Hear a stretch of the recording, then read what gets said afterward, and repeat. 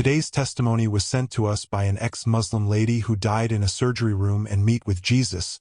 She brought back the message she was giving, concerning secrets Islam is hiding from you.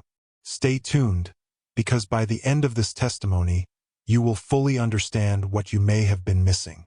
Before we begin, please, if you are viewing our channel for the first time, please kindly subscribe to our channel for more testimonies of those who has seen the other side and what message they brought. Also, please give this video a like, so that YouTube will suggest it to as many as possible who need to hear this message. God bless you if you just liked. Now let's get started. My name is Amina. I wasn't always called that. I was born in a quiet suburb just outside Paris, to a family that held tight to our North African roots. My parents were devoted Muslims. Everything about our home reflected that, from the smell of fresh couscous on Fridays to the sound of my father's voice echoing through the hall as he recited verses from the Quran in the early hours of the morning. Growing up in France wasn't always simple. Outside our home, it felt like the world moved in a different rhythm. But inside, we lived according to our faith. I remember sitting cross-legged with my siblings in the living room, repeating verses from the Quran after my mother, who wore her hijab like a crown. I used to love the quiet stillness of prayer time. 5 times a day, we'd roll out our mats, face Mecca, and pour out our hearts to Allah. Ramadan was sacred in our home. I can still hear the laughter at suhoor when we were half asleep but trying to stay cheerful, and the smell of samosas and harira soup at iftar. These moments defined my childhood. Islam wasn't just something I practiced. It was who I was. But everything shifted when I turned 25. It began quietly, just a tiredness that wouldn't go away. I brushed it off at first, thinking maybe I wasn't sleeping well or maybe it was stress. But soon, walking up the stairs left me breathless. My heartbeat felt strange, like it was running a race while I stood still. One night, I collapsed while helping my mother prepare dinner. The sound of dishes crashing still rings in my memory. I woke up in a hospital room, the ceiling lights glaring down at me. After a series of tests, the doctors came with the news. I had a serious heart condition. One that needed surgery. Complicated one. A dangerous one. I remember staring at the doctor, trying to stay calm, but my hands were shaking. That night, alone in my hospital bed, I turned my face to the wall and wept. Not because I was afraid to die, but because I didn't understand why this was happening to me. I had always tried to live right. I had always put Allah first. The call to prayer wasn't loud in that sterile room, but I whispered it to myself. Allahu Akbar. I performed wudu as best as I could with the tubes in my arms. And then I prayed like never before, my forehead pressed against the hospital pillow, my tears soaking the sheets. I asked for healing. I asked for peace. And I asked for understanding. I put my whole trust in Allah that night. I told him, whatever happens tomorrow, my life is in your hands. And then I waited. The day of the surgery came faster than I expected. My family stood beside my bed, trying to smile. My mother whispered prayers over me, her hands trembling as they smoothed my hair. My father's eyes were red, though he never let a tear fall. I tried to be brave, repeating verses from the Quran in my heart as the nurses rolled me away. The operating room was cold, too cold. Bright lights, machines beeping, people moving around me with masks on their faces. Then the anesthesia began to work, and everything went quiet. But something happened. I don't know exactly how to explain it, but in one moment I was lying on that table, and in the next, I wasn't. I was above it. I could see them. My body lifeless and still. Doctors shouting things I couldn't understand. Nurses moving quickly. A sharp beep rang out from one of the machines. I should have felt afraid, but I didn't. It was like all the weight I had ever carried, fear, doubt, pain, had floated away with me. There was a stillness in that space. A calm that wrapped around me like warm air. I wasn't confused, but I knew I didn't belong where I was. I wasn't just watching. I was separate. I was outside of what I had always known as me. Then came the light. It started as a glow at the corner of the room. Soft but powerful. It wasn't like the lights in the operating room, it was alive. It moved with purpose, like it had a voice even before it spoke. And from that light, he came. A figure. Radiant. Gentle. Yet overwhelming. He didn't walk, he just was. And somehow, without anyone telling me, I knew. This was Isa. Jesus. I froze. My thoughts were tangled, this didn't make sense. Why was he here? I had heard of him, of course. In Islam, Isa was a prophet. A messenger. A miracle worker. But this wasn't the image I had carried all my life. This was someone more. His face glowed with something beyond this world. His eyes looked like they had seen everything. Yet they didn't accuse me. They welcomed me. Peace settled over me, deeper than anything I had ever felt. All my confusion, all my questions, they didn't disappear, but they didn't matter at that moment. He looked at me with love so strong it brought tears to my eyes. And then he spoke, not with his mouth, but I heard it clearly inside me. You are not here to die. You are here to understand. That's all he said. And suddenly, everything inside me began to shift.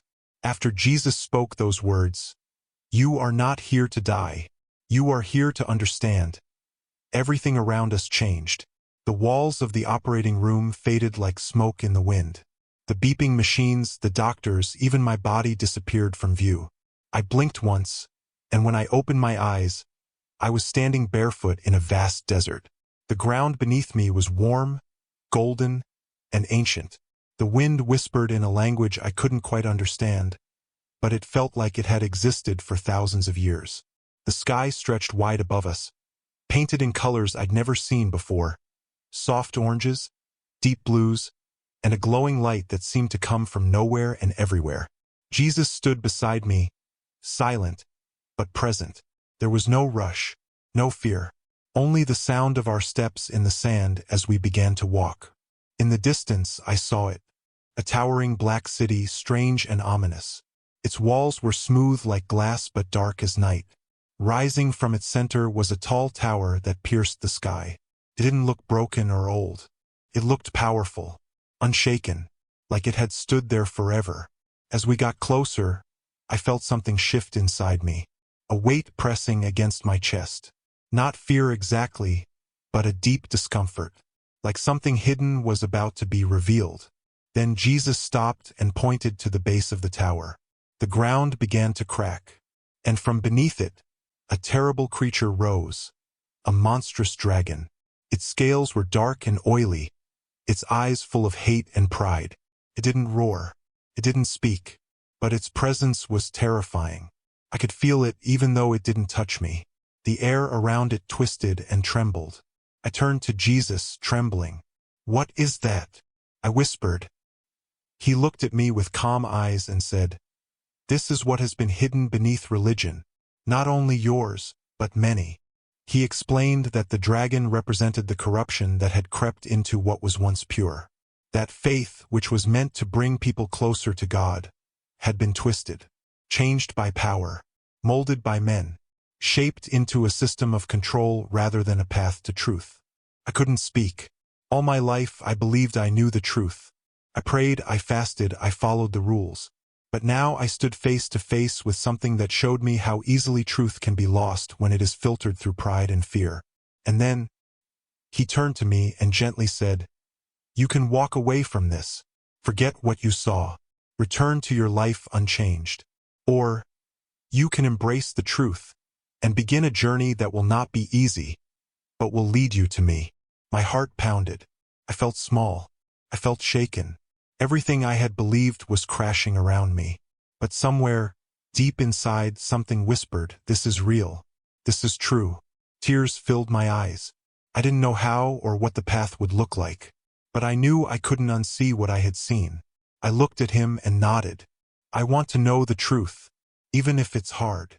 He smiled, and that smile held more comfort than 1,000 prayers. I don't remember the moment I returned. One second I was standing in that ancient desert beside Jesus, and the next, I was in the hospital, my chest rising and falling under the weight of hospital blankets. The harsh white lights above me flickered. Machines beeped steadily. I could hear a nurse calling someone's name. My name.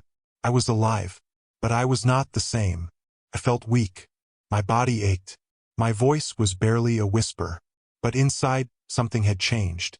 It was like I had been asleep my whole life, and for the first time I was truly awake. I didn't speak about what I saw right away. How could I? Who would believe me? But alone in that hospital bed, I started thinking, reflecting, questioning. Everything I had believed, everything I had been taught. I held it up like a mirror and looked deeper.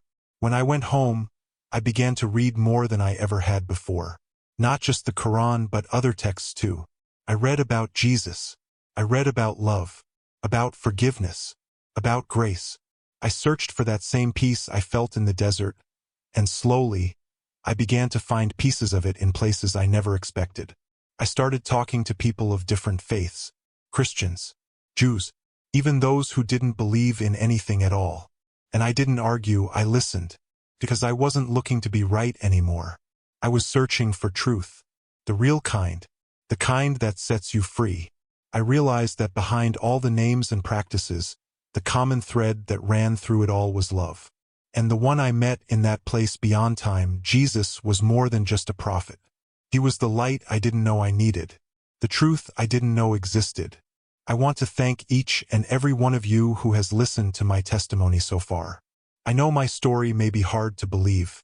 I know it might challenge what you've always known. It challenged everything I knew too.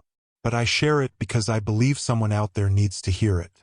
Maybe you're like I was, trying to do everything right, but still feeling like something's missing. If that's you, don't be afraid to ask questions. Don't be afraid to search. Truth isn't scared of questions. And love, real love, will always lead you home. If Amina's story has touched your heart, please like this video, and if you have any question or comment you would like to leave, please kindly drop it in the comment section. Subscribe to our channel for more testimonies like this coming your way, and share this video with someone who might need to hear it today. Until next time, remain blessed.